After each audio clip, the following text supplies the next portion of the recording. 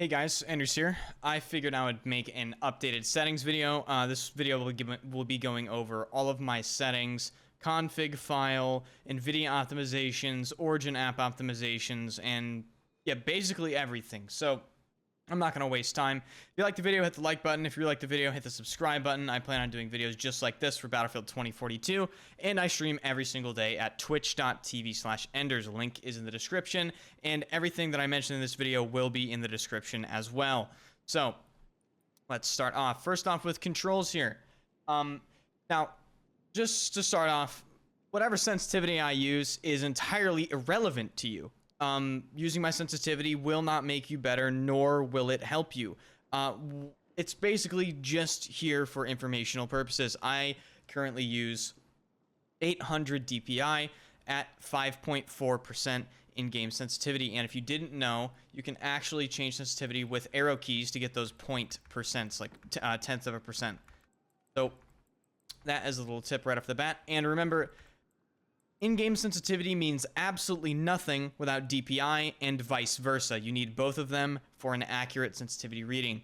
I do not play with inverted look, and my soldier aim sensitivity is kept at 100%. I actually use toggle lean, and I'll go over all the key bindings. Toggle request skip revive, so I don't have to hold the keys down. And my vehicle sensitivity is 13.2%. I don't play in controller, so I didn't touch this. Basically, advanced, I play with uniform soldier aiming turned on and the coefficient at 0%. Mathematically, this is the best way to have this. Stade's made a video on it. Silk's made a video on it. I will try to link those in the description. I'm not going to explain it. It takes quite a bit. Same thing for my vehicles. Have it on 0%. Once again, I do not touch any sort of zoom sensitivities or anything like that. And once again, controller is irrelevant. I do not play on controller, but for whatever reason, the most important mouse setting is in here, and that's raw mouse input. So always make sure this is turned on. And yeah, that is pretty much it. And this video will contain pretty much mostly PC oriented stuff, but some of this stuff is transferable to console as well. So going into gameplay settings, obviously I have HUD on. HUD motion is off though. I don't like things moving around. Chat log, I just have this set to when active. My bind is H to change this from show, hide, and when active. Kill log, this is actually hidden by default. I have it turned on, obviously. I have it set to all, and I have it to show the weapon name because I like to read what weapon they kill someone with rather than looking at a picture. I think it is a much more efficient way of doing things. I have score log weapon name turned off. I just think it gets in the way. And I have awards hidden. Vehicle seat info is on. I like to know who's in my vehicle. I like to see the vehicle seats. I like to see their level, all that type of stuff. Critical messages I have on as well. It just shows if you're, getting packet loss and all that stuff. I have share usage data off. This is, you don't need to know what I'm using. Get away from me, right? Loadout mirroring. This is a very important setting. So basically what this does is it makes sure your loadouts are the same between factions. It's kind of a quality of life setting. I like it a lot. You guys can copy this right here. You can pause the video here if you want my crosshair hit indicator settings as well as minimap. I like a 100% texture opacity minimap so I can actually see directly where people are in the map. You can fiddle around with this. I personally like it at 100%. My minimap size is 140%. I like a large minimap, and my initial on-foot zoom radius is 65. Once again, you guys can copy this if you want. Default icon opacity and ADS icon opacity. These two, I guess, sections here are very important. People ask me all the time, oh, when you ADS, like, where does your stuff go? Basically, this is where you would find that. So I actually have my default icon opacity turned down a little bit, except for enemies. 35% for objectives. I know where the objectives are. They don't need to be on my screen, if I'm honest with you. Friendly soldiers, 45%. Enemy soldier, 100%. I want to see anything and everything enemy related. And obviously, when you get into the ADS icon opacity, this changes opacity when you actually aim down sights. What I like to do is I like to turn everything off that isn't friendly or enemy related. So I put objective icon, gadget icon, and danger ping opacity all down to 0%. Enemy obviously at 100 and teammates at 30%. I should actually raise this to 35% then I think about it. But hey, there you go. I just changed it. See, this is why settings are personal preference. You can change them whenever you want. There it is. Going into advanced settings, this setting is so important. Make sure this is at 50%. No one likes camera shake. I wish I could just turn this to 0%, but make sure this is at the lowest value possible, which is 50%. I turn soldier auto leaning off as I manually control it myself. This really doesn't matter much. I turn off parachute auto deploy. I like to activate that myself, and plane chase camera roll. Character lighting is on. I want to see people better, even though this really doesn't help that much. If it helps at all, I would want it on. I just turn all aim assist settings off, even though I play on PC. I just turn them off. Doesn't really matter. I turn my hint system off, but I leave the reload hint on. I think that is a pretty cool option that DICE lets you choose between here. In here for network performance, this is where you can get any sort of like network performance graphs, you know, show on problems, show always, and you can, you know, mess with it however you want. I just hide it always. Pretty much just unneeded screen clutter for me. Moving on to audio here. Turn music off. I don't really care. I play on surround headphones. That is my audio preset. I turn VoIP off, obviously. Moving on to video settings. I play on a 2560 by 1440p, 240 hertz monitor. Obviously set to the highest refresh rate here. I play in full screen, and we'll go over some other settings that will help you guys with performance later relating to full screen, specifically exclusive full screen mode. I play default brightness. I switch between 105 field of view and 84 field of view.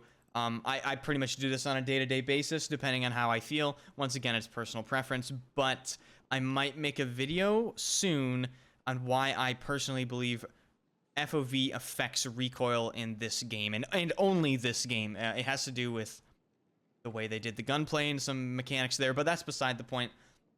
I switch between 105, which is max FOV, and 84 FOV. ADS field of view, I prefer this on. This is, again, personal preference. I prefer it on. Motion blur 1%, we will get to that when I talk about the config. Don't freak out. ADS depth of field, make sure this is off. And people always ask me, Anders, how do you get custom colors? Well, basically, it's kind of hidden at first. So this will be the colorblind settings at first. But then you can actually turn it off, or you can turn it to custom. This is how we get custom colors. Once again, you guys can copy my colors if you want.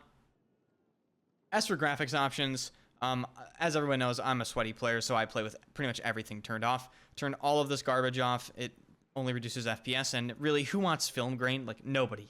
Come on. Into the advanced settings. Again, this is computer... This is pretty much computer, like, dependent, right? I tested on my system DX12 and DX11. I get more performance, actually, with DirectX 11 with the config file that disables anti-aliasing. Once again, we will get into that. But you can do your own testing. I did it in the test range with a benchmark.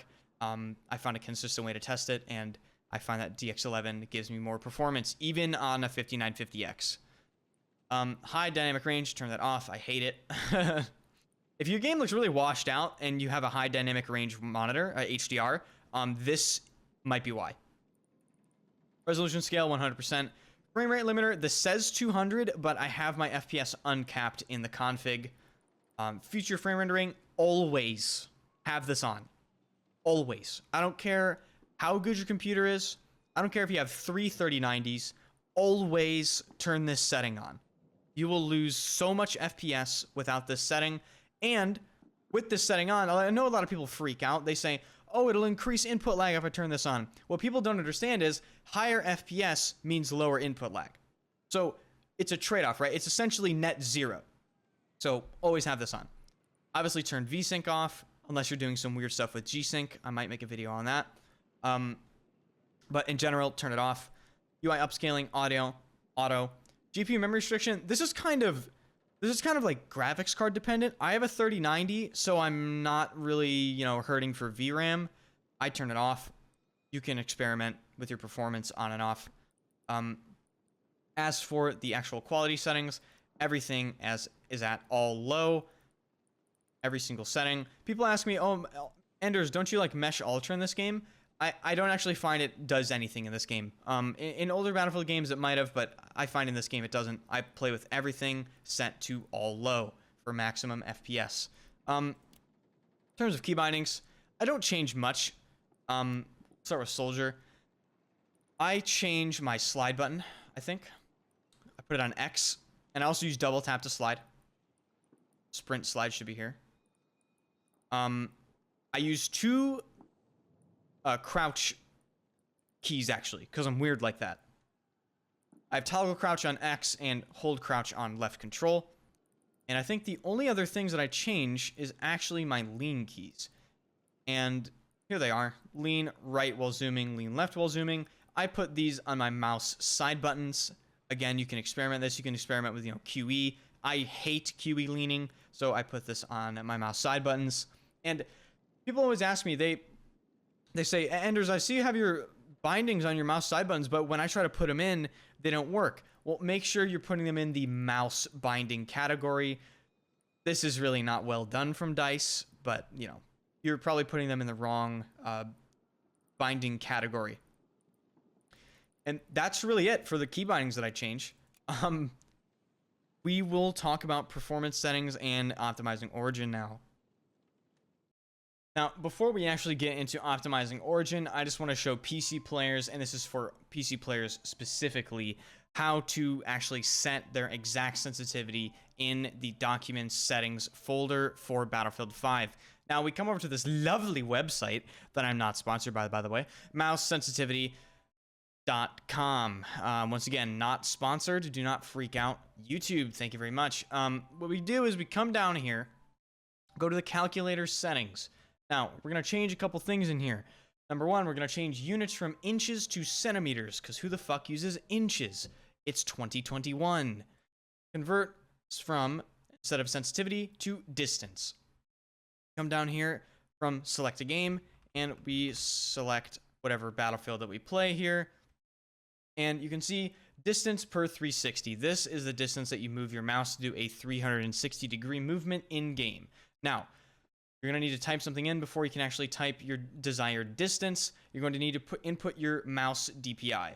I play on 800 DPI, but once again, DPI does not matter without in-game sensitivity, and vice versa.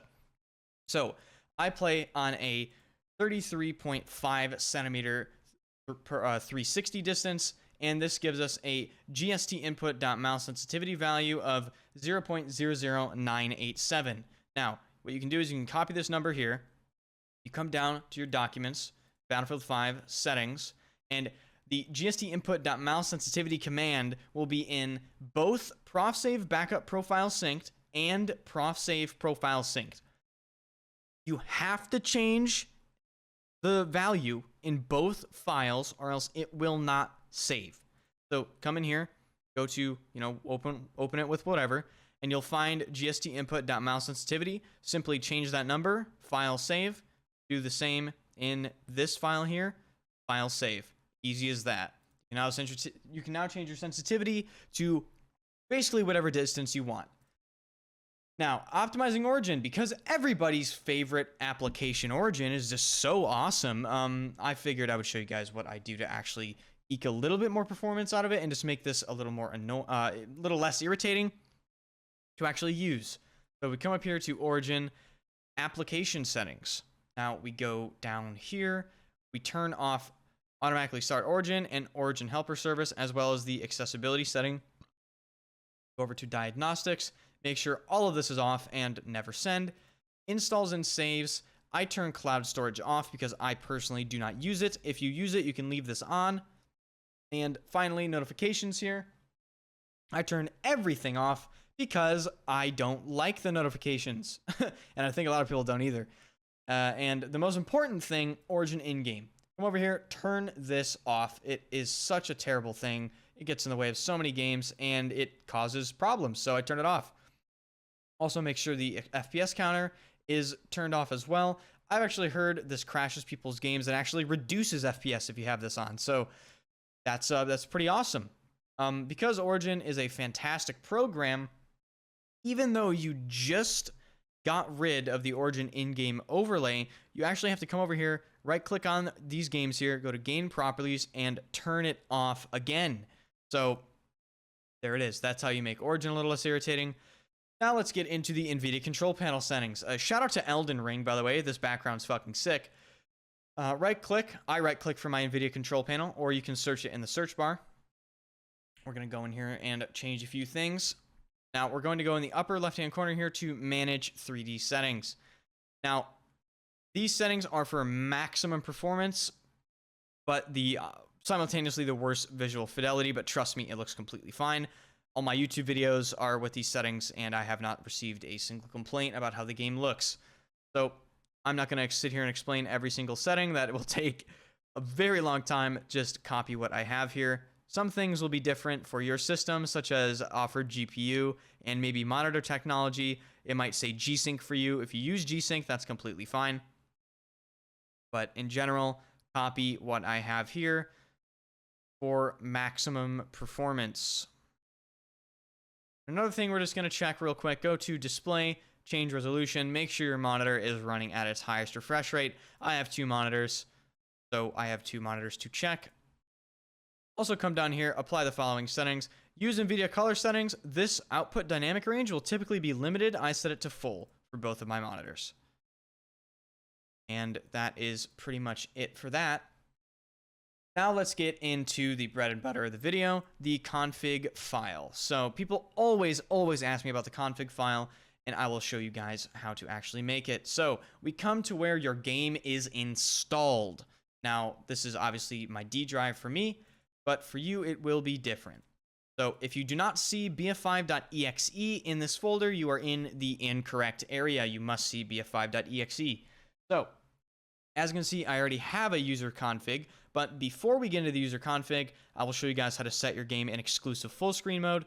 You right click the exe, go to properties, go to compatibility settings, and hit disable full screen optimizations. Now I am running a custom version of Windows from Freethy. I'll link him in the description as well. I do not do this on my custom Windows build. It actually does not do a single thing because I believe my custom Windows build runs it in exclusive full screen anyway, so I don't do that. But for 99.9% of people, that is what you will do. Now, for the config file itself, we're just going to go in here. I'm going to copy paste this just for my sanity, and we are going to make one. So that out, delete this. Basically, all you do is you right click, go to new, create a text document, name that to user. Now you open that up, copy paste these settings, save as, and this is very important. If you don't do this, it will be wrong. So rename this to user.cfg, and then save as type all files. Save. Now, X out here, you'll see you've made a user.cfg file. You can delete the txt. If it does not say user.cfg and the type of file, as you can see here, is not a CFG file, you have done it wrong. So make sure it says that. Now, I will explain this config and the commands that it has in it. The first command is simply a frame uncapper / capper. I have my frames uncapped. You can decide to omit this command or set a custom frame cap, whatever you want. The next command is the most important command in the entire config file. This command combined with 1% motion blur in-game and DirectX 11 only will disable anti-aliasing, which will increase your FPS a substantial amount. This basically just gets rid of the blur that people complain about in Battlefield 5. And like I said, guys, I want to emphasize this. This only works on DirectX 11, and you must have TAA on low in-game and motion blur on 1%. It will not work if all those things are not in order like that. If you try to use this on DirectX 12 as well, it will perma-crash your game. So if you're using my config file and you're using DirectX 12 and you're wondering why your game isn't starting anymore, omit this command, Worldrender.lighttilecspathenable 0. Other than that, these commands right here are pretty much just more performance commands, and the last two commands are for the in-game FPS counter. The first one enables and disables the FPS counter. The second one determines the size of it.